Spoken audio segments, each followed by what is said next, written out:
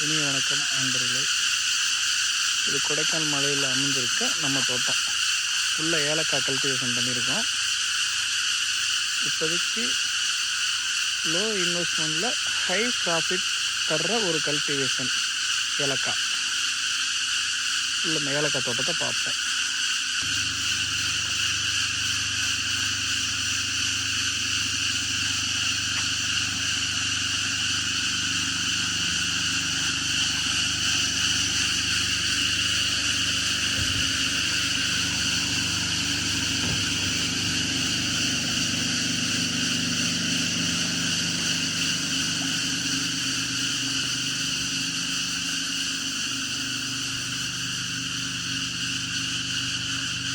இதுதான் ஏலக்காய்.